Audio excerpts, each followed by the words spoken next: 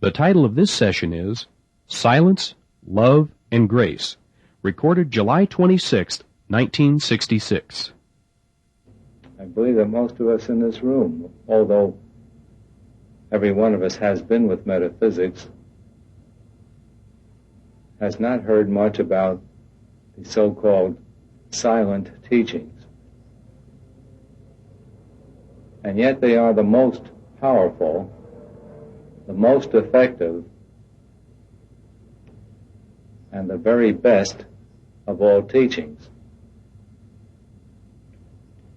They are the teachings that go on all the time in spite of our not accepting them. They're going on just the same.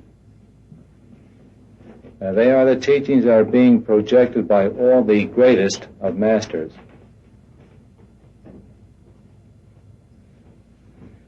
Every great master that, in our concept, has been, in truth still is, and is sending out the teachings all the time, in silence.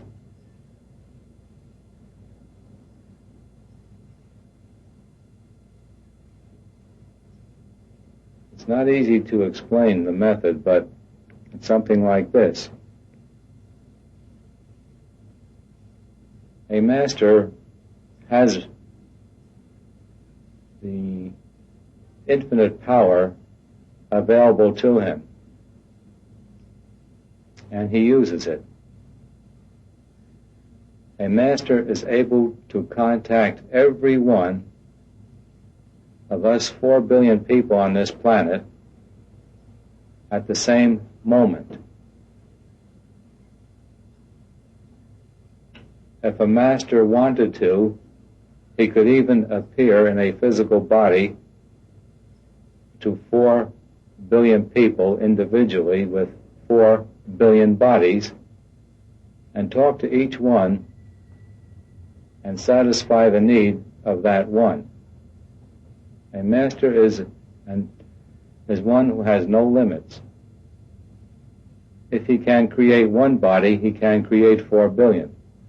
But he doesn't do it because, first, he's not being asked. Second, if he did it, he would frighten more people than he would help. But with all his infinite power, he is projecting the absolute truth to each and every one of us. He's projecting his conviction that we are, just like he is, an unlimited being.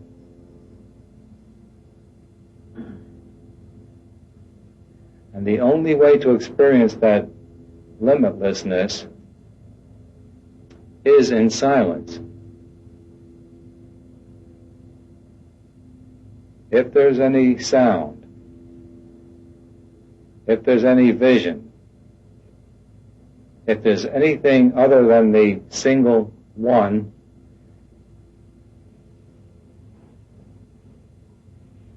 we are not experiencing the absolute. So the master projects with his power to each and every one the truth of what we are. He is at every moment sending that to us. There is no time when he is not doing that. The difficulty lies on our side. We have ourselves closed off to it. We prefer to believe that we are limited bodies with limited minds. And this is the God-given right that we have. We have the freedom and the right, being basically the gods that we are, to choose to be limited. And we have done it for so long a time that we have convinced ourselves that we are. So that the noise that goes on within us of limitation, it drowns out the highest of these silent teachings that are being sent to us all the time.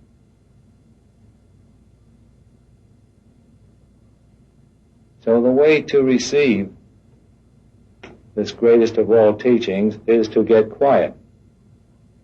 When we get quiet, we begin to feel this highest of teachings. We begin to feel what we call higher, more peaceful, happier. We get a feeling of well-being. All our problems disappear. And most of us don't recognize that we are being supported by the great ones every time we move in that direction.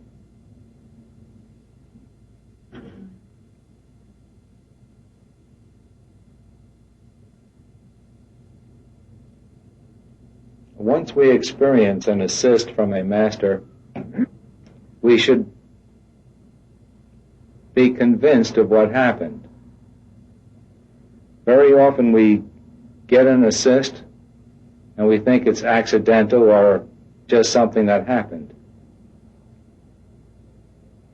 The more we recognize the source of it, the more we will receive of the same thing. There isn't any great master that doesn't do this. And the more we open ourselves to them, the more they come in, the more they establish us in the knowledge of what we are.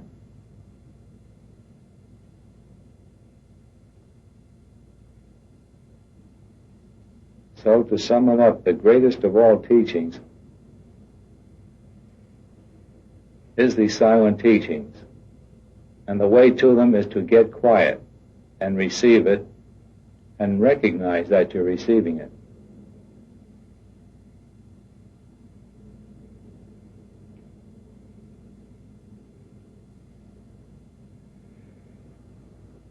One of the practical methods of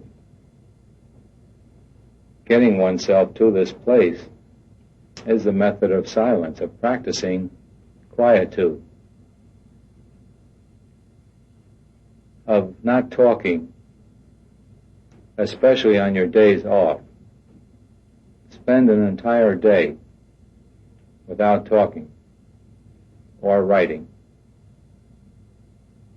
Spend an entire week if possible.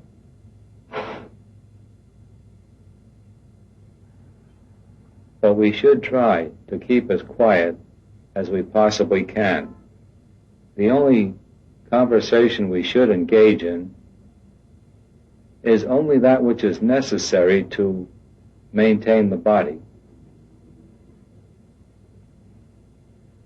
and also anything pertaining to the path. If we are not talking about the path or about sustaining the body, we are expressing our ego, and each time we express the ego, we make it stronger.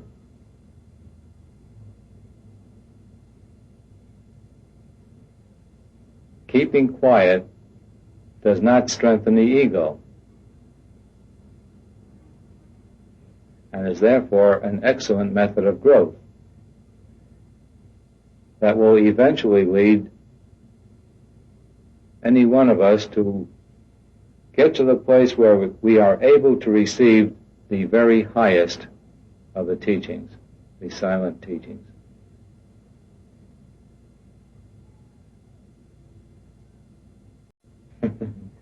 Human love versus divine love. Human love is what we think love is. Divine love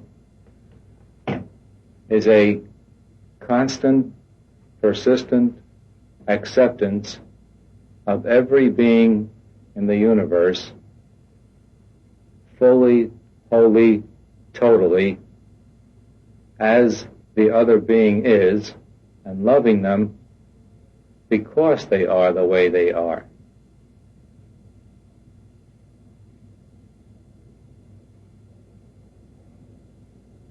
Divine love is allowing the other one to be the way the other one wants to be.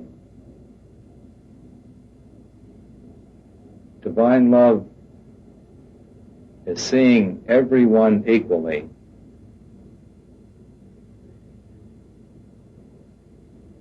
And I think that is the test of how divine our love is. Is it the same for every person we meet every day? Is our love for those who are opposing us as strong as our love is for those who are supporting us?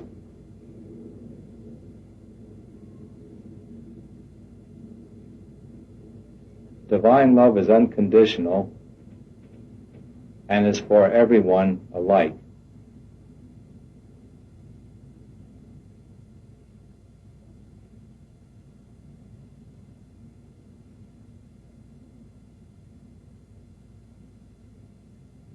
I guess the greatest example of it is Christ with his teachings of turn the other cheek, love your enemy, and so forth.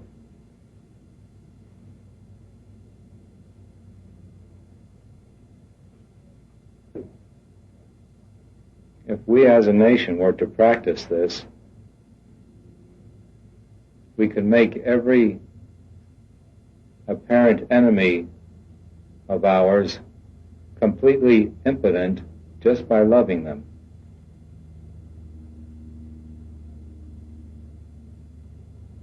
They would be powerless to do any harm to us.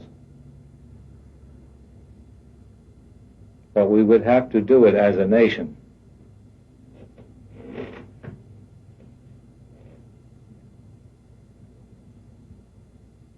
At least the great majority of the people would have to do that.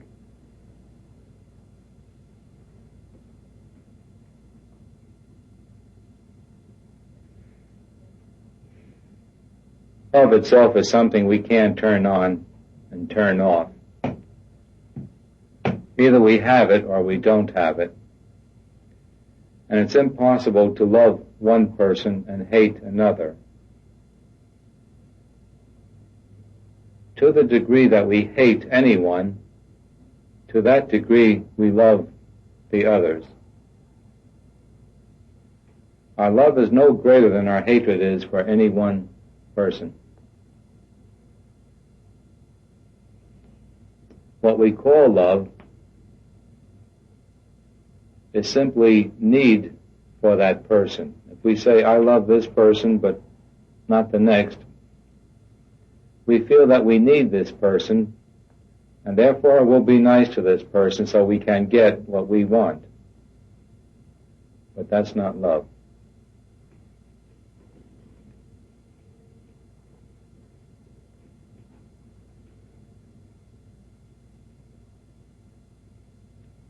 Human love is selfish. Divine love is completely selfless.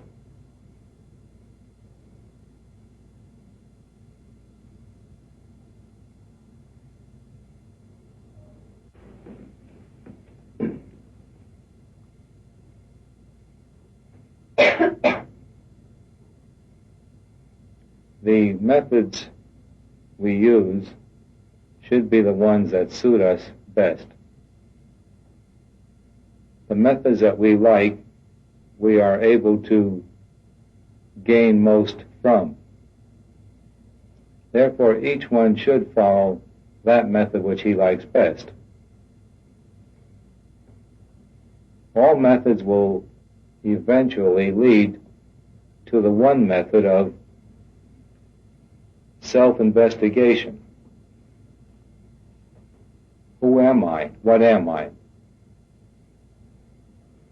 And when that question is fully answered, that is the end of the line. There's nowhere else to go. Once we discover who we are, we discover that we are infinite beings, omnipotent, omniscient, omnipresent.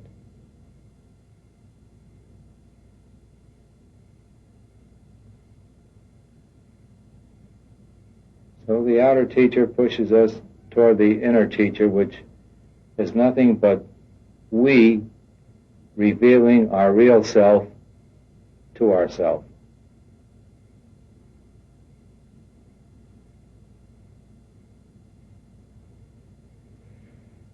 That which we have been seeking over the centuries, outwardly, in the world, has always been right with us all the time, closer than flesh. It's always been the I that I am.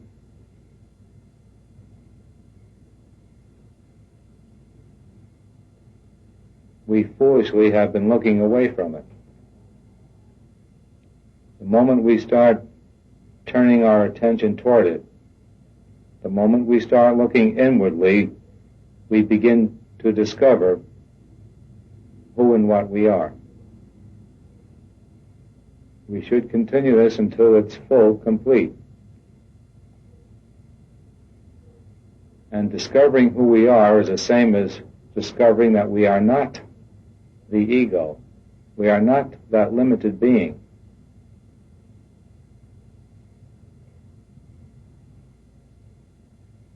Because we have strayed so far from the absolute knowledge, it's almost necessary for us to start on the negative side of eliminating the ego, to get enough of it out of the way so that we can begin to see the self that we are.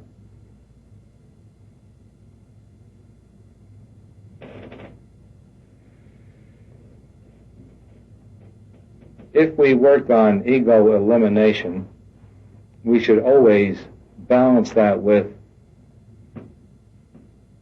getting quiet,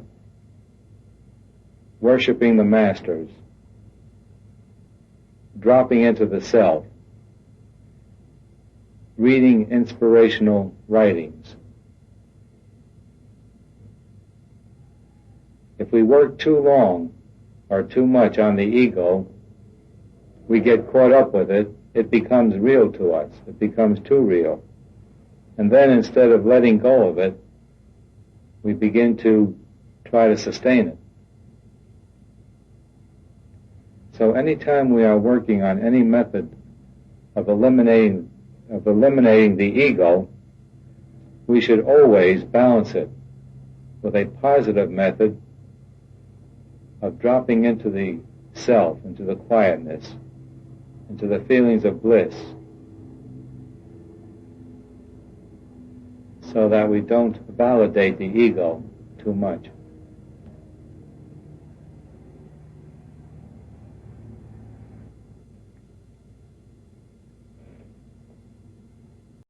The only growth there is ego elimination.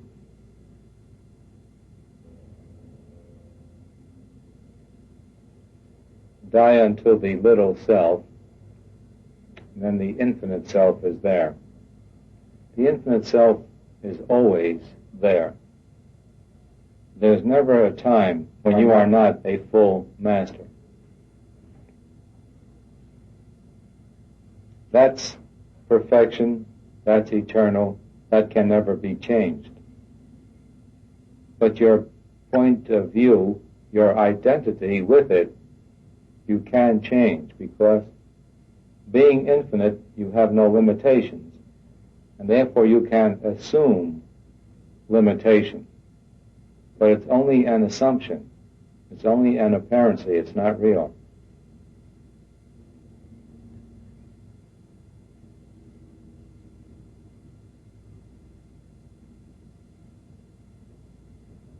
So we should die to the little self, the ego.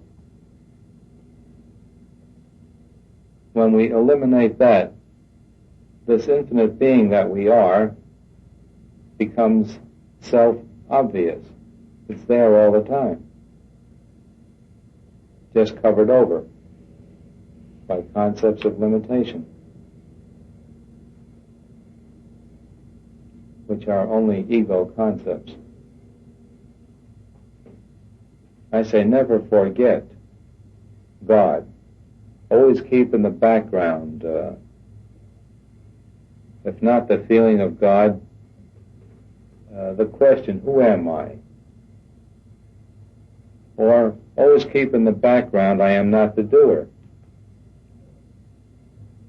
It's the body that's doing this. I am the witness. Be the witness.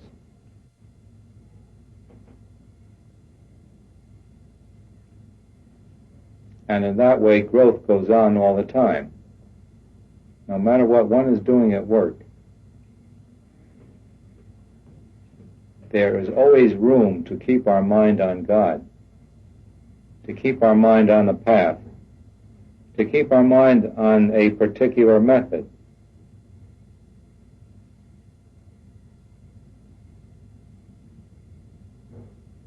And this should be done if we expect to get out of the mess we got ourselves into. It requires full time if we expect to get realization. Because of what I said before, we have tons and tons and tons of effort put into wrong thinking. Now that we're in the right direction, it's going to take that much effort to undo it.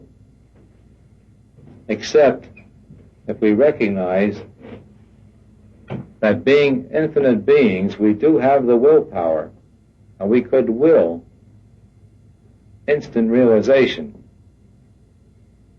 if we would just do it. How long does it take an infinite being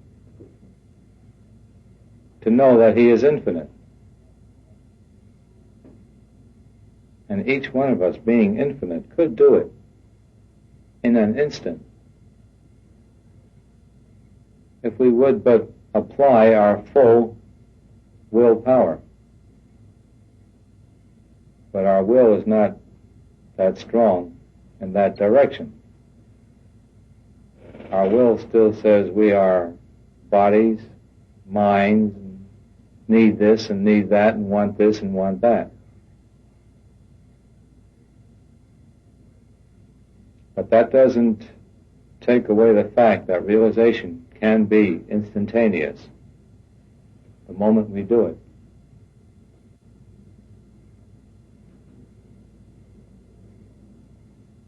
I am that I am. Thou art that.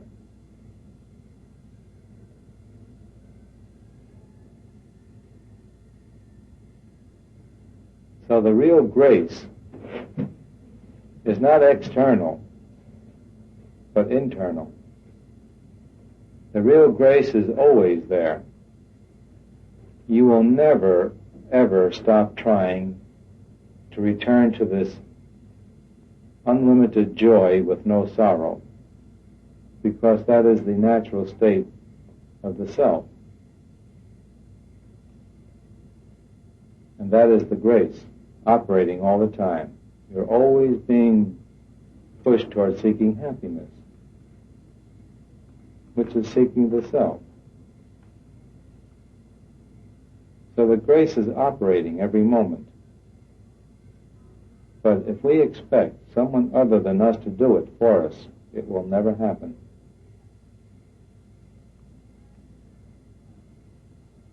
But I believe it's obvious when you look at masters with people around them. People around them are not being given instantaneous realization, are they? Not because the master doesn't want it, because we have to do it. The only thing the teacher does is point the direction that we must take. And each one must do it for himself or herself.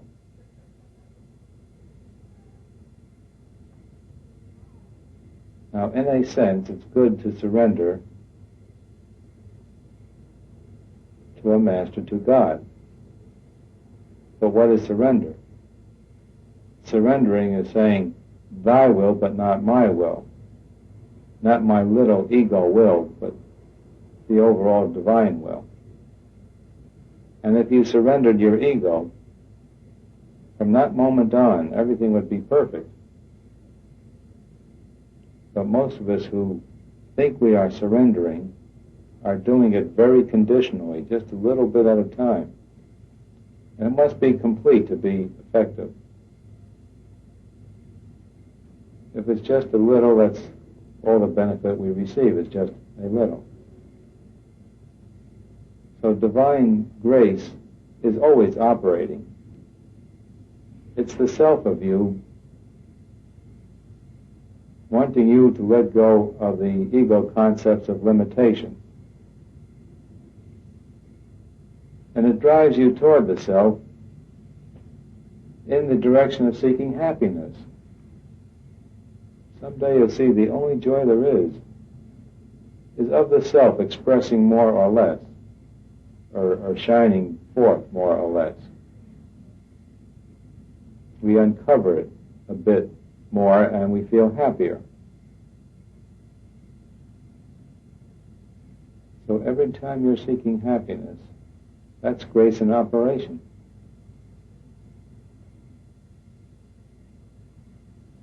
So the grace is always there.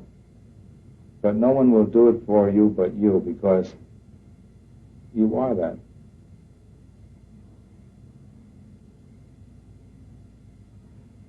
It's necessary to take full responsibility for everything that happens to us.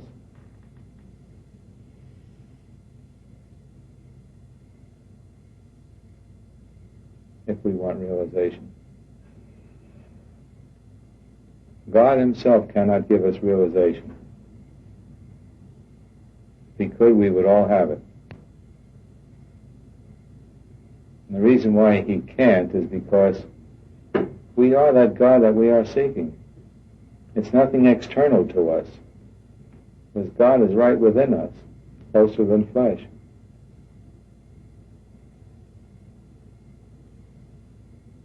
And since we are that God, we are the ones who do it.